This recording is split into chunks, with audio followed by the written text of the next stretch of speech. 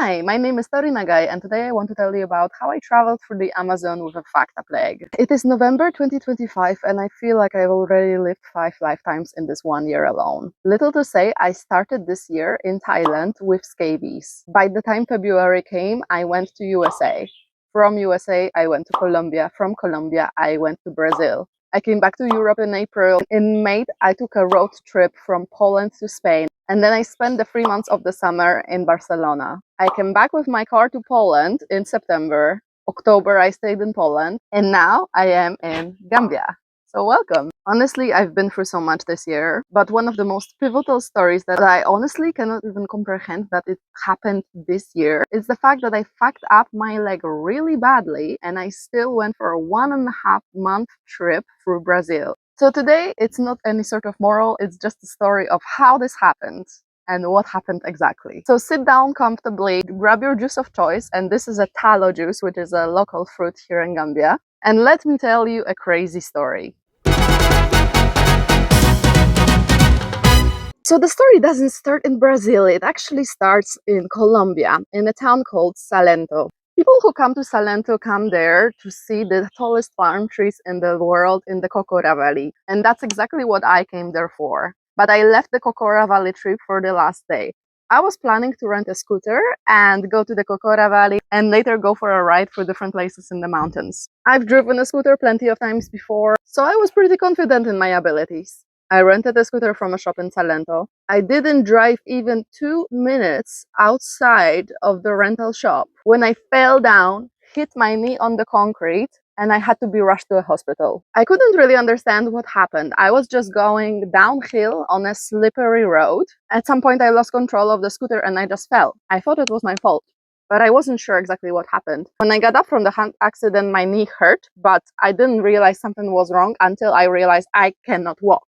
When I tried to walk, I had no support in my leg. People who saw me have the accident rushed me to the hospital. In the hospital, which was its own story of its own, they didn't even ask about my own insurance or what's happening to me. They asked if the scooter is insured first before they even ask what's wrong with me. But once I was there waiting in the waiting room, I called the guy from the scooter shop and he rushed in with the motor insurance and to help me with the situation.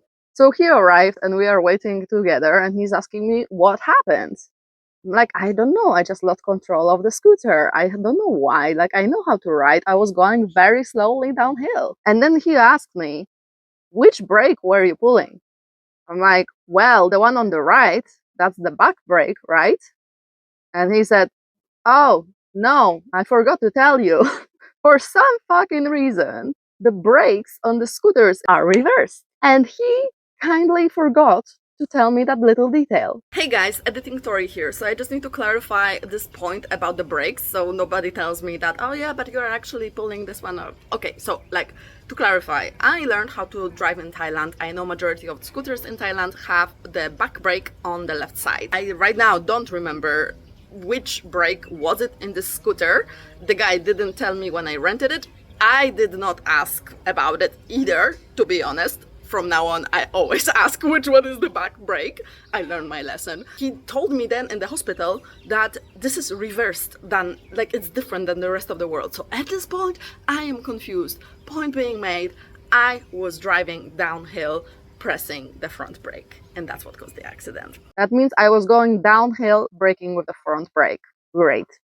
Amazing. I didn't know what happened to my knee exactly. It hurt me. I couldn't stand, but they couldn't scan me or anything. They just put a bandage on me, and that bandage honestly was so wonky that I had to put it back on by myself because they didn't even know how to do that properly.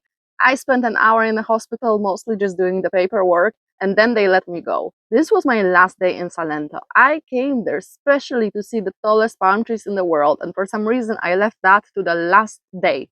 So the guy from the rental shop took some pity on me. So he just put me on his scooter and took me to the Cocora Valley so I can see the palm trees. Once he dropped me there, I just made my way, wobbling little bit by bit, with my knee that keeps falling out of the place. If I stepped very carefully, it wouldn't slip out too hard, but I was determined to see those palm trees, so I just kept walking up the hill. You get to the certain point when you're at the bottom of the mountain and you can start seeing the palm trees. And I just looked up and I realized to see the valley properly, I need to walk up all this mountain. And honestly, I fucking cried. I was like, there's no fucking way. This is gonna be horrendous for my knee. I literally just had an accident. My knee keeps falling out of the place. But I also realized this is probably the last time that I'm here. What are the chances I even come back here? Like, I can die tomorrow from all I know, and examples like this just keep me reminding me of that fact. I came here all the way just to see those goddamn palm trees. And that's when I remembered a certain person. Flashback time. About 7 years before that moment, when I was 23, I went to Peru to the Sacred Valley to climb Machu Picchu. I did it with a group at the little meditation retreat. In that group, there are only women and only one guy that was dragged there by his woman. This guy, honestly, was one of the most impressive men that I have ever met. Just half a year before I saw him there, he had a paraglider accident. When he fell from the sky, on impact, he got paralyzed from the neck down. Yet, when he was there with us, he was moving with crutches and with a lot of pain. He told me that every single movement caused him so much pain, but he was moving. He climbed Huayna Picchu with us all the way up. It took him fucking ages, but he did it. I was never more impressed with anyone. This man was so strong and he healed his body with the strength of his mind. I wish I remembered his name or I was in contact with him. I'm honestly so curious what's going on with him right now. But this is exactly who I remembered when I was standing at the bottom of this mountain, looking up at this mountain with the tallest palm trees in the world. That's exactly who I remembered. And I told myself, no, Tori, if he could do it, you can do this too. So I started climbing. Everybody on this pathway was looking at me like, what the fuck? I had the bandage all around my knee. I found a stick to help myself. And everybody was looking at me like, what's going on over here? Slowly, bit by bit, I managed to climb that mountain. It took me so bloody long. But I got there. I didn't go all the way up, but at least I got to like the first position where you can have the loveliest view. Climbing up was not as hard as climbing down. By the time I was climbing down, my legs were so fucking done. But some people along the way actually gave me a helping hand. A really nice couple offered me a pair of walking sticks and they walked me all the way down where I could grab a taxi. So I got back to Salento, took a taxi to my accommodation. And the thing was, that was the last night I had there. The next day, my plan was to go all the way from Salento to Bogota. That required me to take 3 different buses. And the day after that, I had a flight from Bogota to Rio de Janeiro for the carnival in Rio. I honestly didn't know how the hell can I make this happen. I asked the lady at the hostel, please bring me some ice. I put my leg on a pillow with the ice and I was just praying it's gonna get better by tomorrow. There are not many moments in my life when I feel that bloody desperate, but I also realized like I have no other choice than to try to make this way. Bear in mind, I had a big heavy backpack with me. So how could I possibly make all this journey by myself? Well, let me tell you how. First, I took a taxi to the bus. I made a very good choice of putting the bandage on top of my leggings, so it was very clearly visible that I am disabled. At the bus stop, once the driver saw that I have a bad leg, he just helped me with my bag. And honestly, that was kind of the trend almost all the way. Because I looked clearly disabled and everybody could see it, people were insanely helpful to me along the way. There are some moments when I had to transition in between bus stops or locations with my backpack without help, and I would just go so slow. The problem was I realized I can absolutely not rely on my left leg. Whenever I would step on it too hard, my knee would just go to the side and I would lose balance and I would fall. That happened a couple of times and it was the most scary experience. It's literally like you cannot trust your body that it will hold you up. But some fucking how I made it all the way to Bogota. I stayed one night in a hostel in Bogota and I thought, oh, like I made it all the way, like it's gonna be fine. But there in the hostel, I ordered myself some food and when I was picking it up, I just took the wrong turn. My knee just bent under me and I fell to the ground with all the food. That was such a scary moment. I just started crying.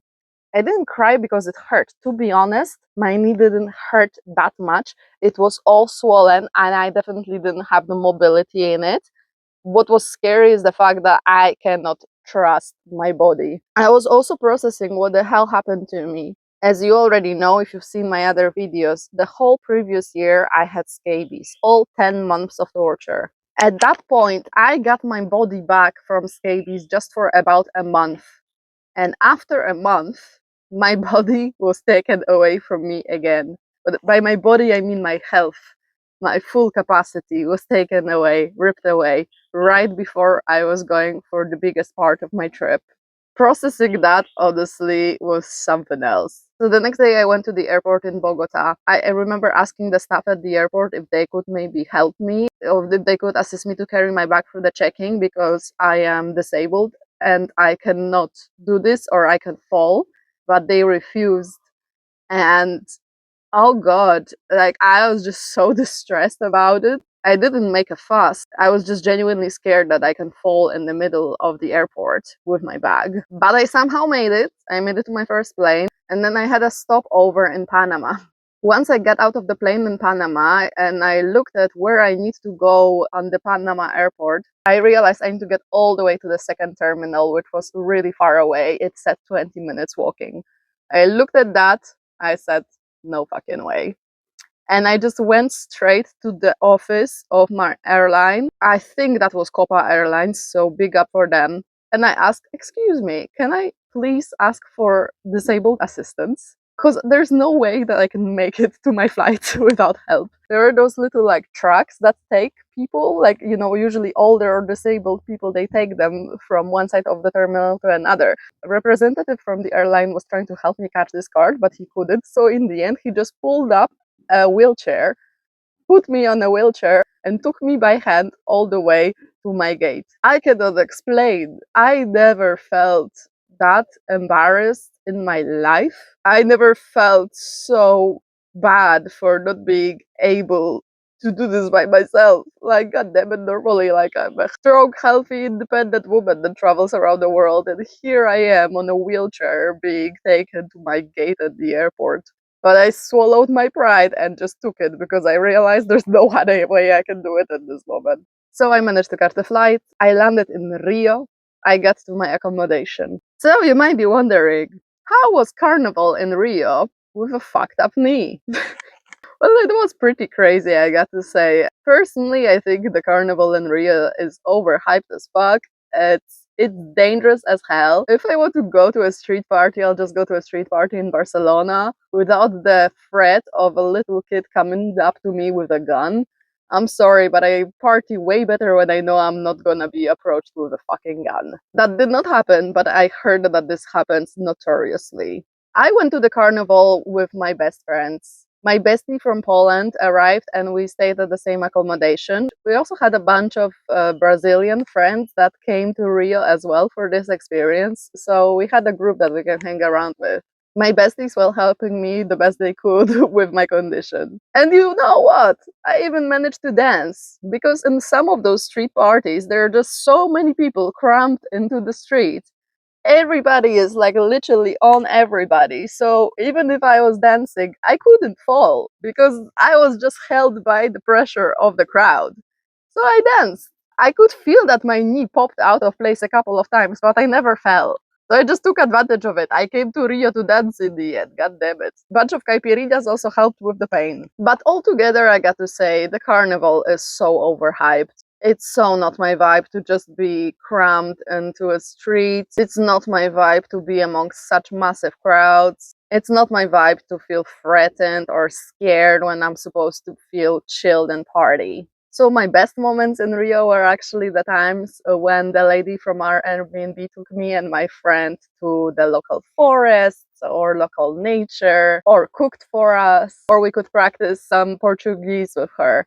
More like Portuñol, because I actually just speak Spanish, but trying to introduce a bit of Portuguese words into it. So that was Rio. After Rio, me and my bestie went to visit our Brazilian friend in Belo Horizonte. Once we got to Belo Horizonte, it was the last days of the carnival still going. So we went out that weekend. And that night I was feeling it. We went out to the street where people were partying, there were clubs, the vibe was all good. I had some chikemachi, which is a mix of yerba mate and alcohol. Best invention ever. And I was really feeling the vibe. Lo and behold, I see a gay flag on the street and I see a bunch of girls dancing in the group, shaking them booties and looking absolutely gorgeous. So I'm like, well, I got to represent. I got to show that a white girl can also shake her booty. So I come up to those girls. I shake my booty maybe twice before my leg absolutely collapses under me. I fall to the ground and I get all the attention from those gorgeous Brazilian beauties, just not the type that I wanted. Crowd gathers around me. Everybody is trying to rush to get me up, asking what's up. Fortunately, my besties were with me. They knew what happened. And this time I felt really bad. I felt a lot of pain. I knew I cannot just get up like immediately. So I just sat on the ground until I felt good enough. And they got me up, dusted me off. We went off to sit. I was in a big shock. That was the moment I realized, fuck, I cannot do this. I need to be responsible. It was a big slap in the face from reality. I truly am disabled. I cannot do the things that I want to do. I cannot dance. And you might think, oh, that's not such a big deal, but that's when you would not understand who I am. To me, dance is everything. My mother was a dancer. She died when I was 6. Nowadays, dance is a form of me where I connect with her spirit. It's my purest form of expression. And I feel so connected with the soul of my mother. To have the vision in front of me that I might lose this ability was absolutely soul shattering. All the way up to this moment, I have not informed my father about my accident. I was so ashamed, and I knew that all he's gonna tell me is just to come back to Europe. But that was not an option in my head. Not at all. My father is a doctor, you see. I knew that he would have the most logical and safe solution for me. But that solution just wouldn't cut it. After this fall on the dance floor, however, I decided to at least call him. And he at least put enough of reason in my head to remind me, I cannot keep doing this. I cannot keep falling. I cannot allow my knee to keep popping out if I want to have any chance of healing it later.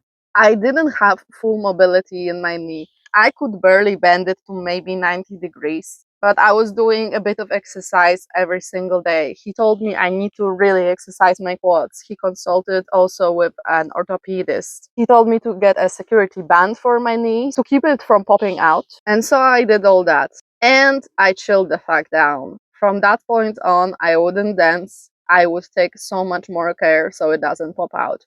But I told my dad, there's no way I'm coming back to Europe now. I'm about to go to the Amazon. I had a plan to be there for over a month with my friends, and I was not gonna pass on that opportunity just because of my leg. So I took it a bit easier from that point on. And once we got to the Amazon with my friends, we stayed for 2 weeks at a hotel where we were actually supposed to do some painting work. We initially agreed with the owner of this hotel to paint him some murals in exchange for the bed and breakfast. But once we got there and we explained to him how much work it would require, what are the materials we need, and everything else, he realized it's just too much effort and it's just absolutely not on his list of priorities. So our stay at this hotel was threatened. And I was worried because I'm like, I cannot just like keep the massive crab. You know, there's like a lot of crabs on this deck that I'm sitting. Maybe you'll even see like a small crab passing by once in a while. But this one is big, big. I just see his legs. I don't know if it's gonna come out. I just see one like the legs. Maybe I'll just show you some photos and videos of other crabs that I filmed here at this location, so you have an idea. But this one is something like this, that big. So, yeah, they're even bigger around here. Anyway, back to the Amazon. So our job position as painters in this hotel was threatened. However, we convinced the guy that we can do a different type of work for him. We created a tourist offer for tourist agencies in Europe and all over the world for this place. We made a bunch of promotional materials for him. And to be honest, we entertained the shit out of him just as people. He's an old businessman from the region, and two pretty girls from Poland, from completely different cultures, completely different occupation. Like, of course, he liked to have us around just to chat with us. So we managed to stay for over 2 weeks in this one place. And that was honestly exactly what I needed. Every day I exercised my knee, but every day I also took it easy and I allowed it to rest. I was very, very slowly increasing my mobility, but it still wasn't at the 100%. I still couldn't like even straighten my leg completely. Sometimes it would still pop out from place. But a couple of times it fell out. It fell out of place, but I didn't fall. I took it as a good sign. Okay, at least I'm not falling anymore. At least I have enough strength in this leg now to stand and not fall. Good, there's progress. After about 2 weeks, me and my friend went to a native village for an ayahuasca ceremony, and that's a story for another time. But I can officially say I've done ayahuasca in the heart of Amazon. On this ayahuasca ceremony, I met an American girl. I just had this like really good vibe about from the get-go, and I asked her, where was she? Where is she coming from? She told us she came from a place where she saw the biggest trees, or like the biggest trunks at least that she ever seen. She told me about those trees that have trunks that are like meters wide. I'm like, that sounds so cool. I need to go there. You know, like sometimes I just like have this feeling that something is telling me to go somewhere, and I feel that was one of those moments. This girl explained to us exactly how to get to that place. And after the stay in the hotel, we decided to take a boat to go to a different part of the Amazon. We took a barco, we took a boat. It's a big boat. You go on it for days on the Amazon, and you literally sleep on it in a hammock.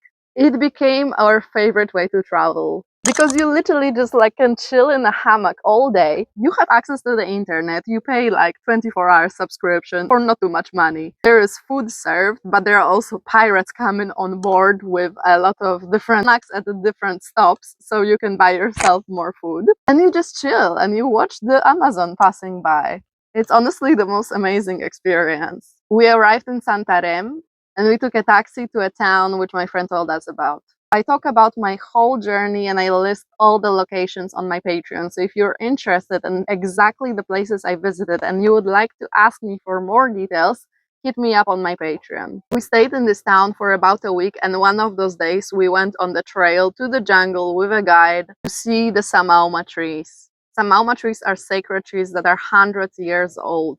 Honestly, since the moment this girl told me about them, I knew that I wanted to see one. So we went on this whole trail with a proper knee band, and we walked for hours with the tour guide. Once we arrived and we saw the tree, it took my breath away. I sat down at the bottom of the tree to meditate. And I tell you, the moment my ass touched the ground over there, I felt like I was plugged into the planetary grid. I felt so connected to the whole planet. I realized that those trees act as a massive signal enhancer. It opened up the connection to the whole planet. I could feel so connected to everything. I cannot explain this experience to you any other way. It was one of the most powerful meditations I've ever done. After that, the guide took us to a little stream that was flowing through the forest, and we could take a swim in that stream. Oh my God, what an incredible experience. And we made it all the way back, and I did it on foot. That was a whole day of walking with my leg. I was so proud of myself. I had to take it slow, but oh my God, I made it.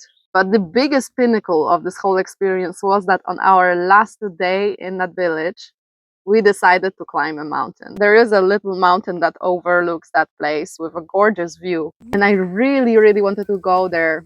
So we went.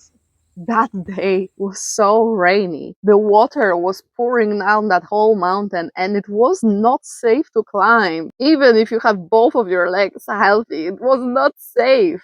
There's some local kids that went up and coming down, they told us, so it's not good. Like it's wet. It's like the pathway was the river. We tried to wait for the rain to stop, so maybe it's a bit safer, but it wasn't happening. So I said, fuck it. Let's try. And just very, very slowly, watching every single step with a palo poderoso in my hands, I made my way all the way back together with my friends. That was just about a month and a half from the moment of my accident. I definitely didn't have full mobility. My knee was still a bit swollen, but I made it. I said, fuck it. You only live once. You don't know how many more times you're gonna get those opportunities. And I'm not gonna let this disability stop me. Soon after that, we came back from the Amazon, went to Sao Paulo, came back to Europe. Once I was back in Poland, I finally went to the doctor. I went to get a scan on my knee. Later, I went to a physiotherapist, orthopedist, and I finally got a diagnosis. The ligament in my knee was ripped. I was prognosed to have a really invasive operation on my knee. I took the scans of my knee from one doctor to another, and the orthopedist I spoke with said that he's not completely sure if the ligament is fully ripped. Maybe there's a little bit still holding on. If that's the case, maybe with enough exercise, I'm not gonna need to have an operation.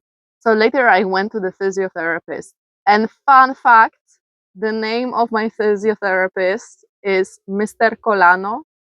Kolano in Polish means knee. So yes, my physiotherapist is literally called Mr. Knee. And he is the most incredible specialist I've ever met. After looking at my knee, he said, yes, it's not fully ripped. There's still something holding it in place.